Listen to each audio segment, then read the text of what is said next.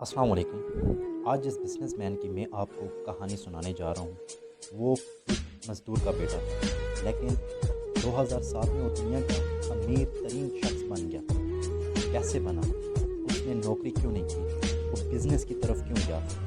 اس video کو آپ نے اینڈ تک دیکھنا ہے اور لائک اور شیئر ضرور کرنا ہے۔ آخر اس نے یہ کیوں کہا کہ دنیا میں کوئی بھی شخص جو نوکری کر رہا ہے وہ خوشحال نہیں ہو سکتا؟ لیجنڈ کا ایک مشہور ڈائلاگ تھا کہ اگر تعلیم سے روٹی کمائی جا سکتی تو آج دنیا کے تمام پروفیسر ارب پتی ہوتے ہیں۔ آپ نے اس چینل کو سبسکرائب کرنا ہے اور اس ویڈیو کو اینڈ تک دیکھنا ہے۔ ترقی چونٹی کے پاؤں لے کر پیدا ہوتی ہے۔ وہ مزدور کا مقدر لے کر پیدا ہوا تھا، لیکن اس نے اپنے ویژن، محنت اور ایمانداری سے اپنا مقدر بدل دیا۔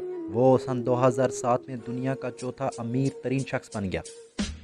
وہ 1926 میں سویڈن کے ایک گاؤں ایگنیو یارڈ میں پیدا ہوا۔ اس کے والدین ایک فارم ہاؤس ایلمیٹر یارڈ میں مزدوری کرتے تھے۔ اس کے والدین نے 5 برس کی عمر میں بھی اسے مزدوری پر لگا دیا، لیکن اس نے مزدوری کے بجائے کاروبار کا فیصلہ کیا۔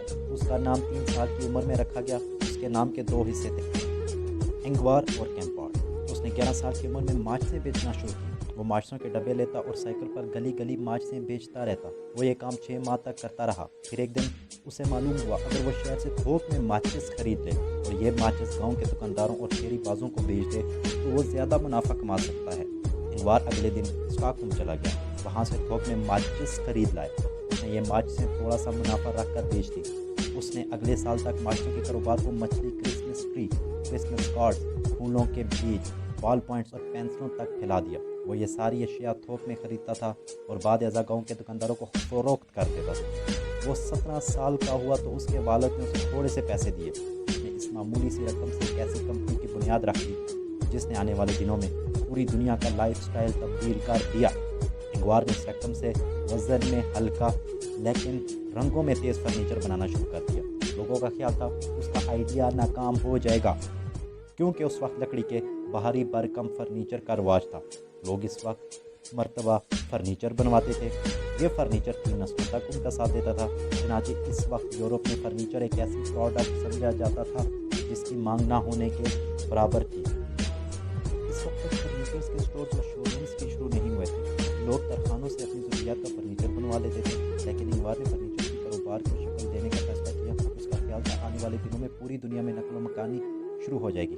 لوگ روزگار کے لیے آبائی شہروں سے باہر نکلیں گے، لہٰذا اس نقل مکانی کے دوران بھاری فرنیچر کی نقل و حمل مشکل ہو جائے گی۔ اس کا خیال تھا مستقبل قریب میں بڑے بڑے شہروں پر آبادی کا دباؤ بڑھ جائے گا، جس کے نتیجے میں مکانوں اور فلیٹوں کا سائز چھوٹا ہوگا۔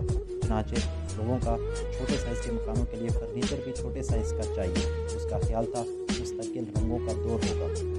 آنے والے دنوں میں ہر چیز رنگین ہو جائے گی۔ چنانچہ اس نے تمام امکانات کو ذہن میں رکھتے ہوئے آئیکیا کے نام سے یورپ میں فرنیچر سازی کی پہلی کمپنی کی بنیاد رکھی۔ آئیکیا ایک لا یعنی لفظ تھا۔ یہ 4 حروف IKE اور A کا مجموعہ تھا۔ اس نے 4 حرف اپنے نام اور اپنے گاؤں سے لیے تھے۔ آئی اس کے نام انگوار کو ظاہر کرتا تھا، کے سے مراد کیمپارڈ تھی، ای کا تعلق فارم ہاؤس ایلمیٹر یارڈ سے تھا جس میں اس نے پرورش پائی تھی، اور اے اس کے آبائی گاؤں ایگنیو یارڈ کا پہلا حرف تھا۔ انگوار نے جب اپنی کمپنی کا نام آئیکیا رکھا تو لوگوں کا خیال تھا کہ اس کے بزنس کی طرح اس کی کمپنی کا نام بھی لا یعنی ہے، لہٰذا یہ کاروبار اور یہ کمپنی چند ماہ میں ماضی کا قصہ بن جائے گی۔ لیکن انگوار نے اپنے آنے والے دنوں میں لوگوں کے سارے خدشات باطل ثابت کر دیے۔ اس نے سائز میں چھوٹا، وزن میں ہلکا اور رنگوں میں تیز فرنیچر بنوایا، اور یہ فرنیچر آنے والے دنوں میں دنیا کا لائف سٹائل بن گیا۔ اس نے دنیا کی نفسیات اور طرز رہائش بدل کر رکھ دی۔ آئیکیا 20 برس بعد یورپ کی سب سے بڑی کمپنی بن گئی۔ اس کی یہ کامیابی اس کے ویژن، محنت اور ایمانداری کا نتیجہ تھا۔ مارچ سن 2007 میں فوربس انٹرنیشنل نے مزدور کے اس بیٹے کو دنیا کا چوتھا امیر ترین شخص قرار دیا تھا، جبکہ جون 2015 میں بلومبرگ نے اسے دنیا کا 8واں امیر ترین شخص قرار دیا۔ اس وقت اس کے ذاتی اکاؤنٹ میں $43 بلین جمع ہیں، جبکہ اس کی دولت میں روز بروز اضافہ ہو رہا۔ انگوار کیمپارڈ ایک انتہائی دلچسپ شخص ہے۔ वो अरब पति होने के बावजूद इंतहाई सादा ज़िंदगी गुजारता है। वो 15 साल पुरानी वालो गाड़ी इस्तेमाल करता है, अपनी गाड़ी खुद चलाता है, हमेशा जहाज़ की इकॉनमी क्लास में सफ़र करता है। उसने 7 साल की उम्र में क्रिसमस पेपर बेचने का काम शुरू किया था। वो अब तक ये कारोबार कर रहा है। वो हर साल क्रिसमस पेपर ख़रीदता है और क्रिसमस के बाद इन पेपर्स की सेल लगाता है। उसने इंजिकाव फाउंडेशन के नाम से एक फलाई अदारा बना रखा है। वो इस इदारे के ज़रिए अब तक $36 बिलियन की चैरिटी कर चुके हैं। दुनिया के नामवर मैगज़ीन इकोनॉमिस्ट के मुताबिक इंगवार फ्लाई आमा में बिल गेट्स के मुकाबले में कहीं ज़्यादा रकम खर्च करता है, लेकिन वो अपनी चैरिटी के तमाम कामों की तशहीर नहीं करता, लिहाजा दुनिया उसके खैरात और फलाई कामों से पूरी तरह वाकिफ़ नहीं। अगर इंगवार कैम्पार्ड की ज़ात का मुताला किया जाए तो वो एक कंजूस सखी महसूस होता है। वो एक तरफ अपनी किसी वर्कर को एक पेंसिल ज़ाया करने की इजाज़त नहीं देता, वो कागज़ की दूसरी परत ज़ाया करने के जुर्म में अपने MD तक को फारिग कर देता है, जबकि दूसरी तरफ वो अरबों खरबों डॉलर खैरात कर देता है। वो शायद इस वक्त दुनिया में अपनी नौहियत का वाहिद शख्स होगा। मुझे इंगवार का एक इंटरव्यू देखने का इत्तेफाक हुआ था। इस इंटरव्यू में उसने 2 दिलचस्प बातें की। उसने बताया दुनिया में नौकरी करने वाला कोई शख्स खुशहाल नहीं हो सकता। दुनिया इंसान की एक मुआशी ज़िंदगी इस वक्त शुरू होती है जब वो अपने काम का आगाज़ करता है। उसकी दूसरी बात इससे भी दिलचस्प थी। उसका कहना था कामयाबी और तरक्की का तालीम से कोई ताल्लुक़ नहीं।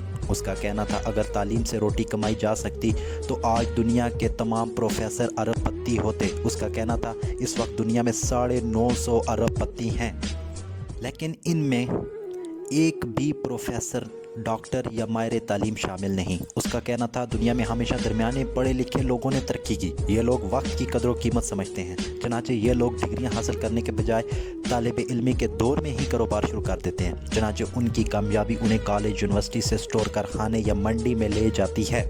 उसका कहना था वो ज़िंदगी में कभी कॉलेज नहीं गया, लेकिन इस वक्त उसकी कंपनी में 30,000 आला तालीम याफ्ता ख़वातीन व हज़रात काम कर रहे हैं।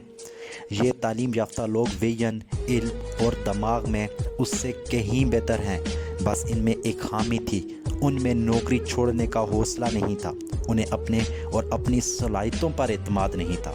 उसका कहना था अगर कोई शख्स इंगवार के लिए काम कर सकता है तो वो खुद अपने लिए भी काम कर सकता है, बस इसके लिए ज़रा सा हौसला चाहिए। उसने दुनिया भर के नौजवानों को पैगाम तरक्की चूंटी के पाँव लेकर पैदा होती है, लेकिन जवान होने तक उसके पाँव हाथी जितने बड़े हो जाते हैं। उसका कहना था दुनिया में हर चीज़ का मुतबादिल मौजूद है, लेकिन मेहनत का कोई शॉर्टकट नहीं। उसने कहा दुनिया का कोई कमियाई अमल लोहे को सोना नहीं बना सकता, लेकिन इंसानी हाथ वो ताकत है जो दुनिया की किसी भी दहात को सोने में बदल सकते हैं। उसने कहा दुनिया में निकम्मे लोगों के लिए जाहे पना नहीं, जबकि काम करने वालों के लिए पूरी दुनिया खुली पड़ी है। उसने कहा हुनरमंद शख्स का हुनर इसका पासपोर्ट होता है। मैंने जब इंगवार के ये ख़यालात सुने तो मैंने सोचा काश मैं ये ख़यालात पाकिस्तान के तमाम बेरोज़गार नौजवानों तक पहुंचा सकूं जो दिन रात बेरोज़गारी का रोना रोते हैं। काश मैं इन नौजवानों को बता सकूं अगर फार्म हाउस का एक मज़दूर मसलसल मेहनत से इंगवार बन सकता है तो पाकिस्तानी नौजवानों के रास्ते में क्या रुकावट है। ये लोग कामयाब नहीं हो सकते।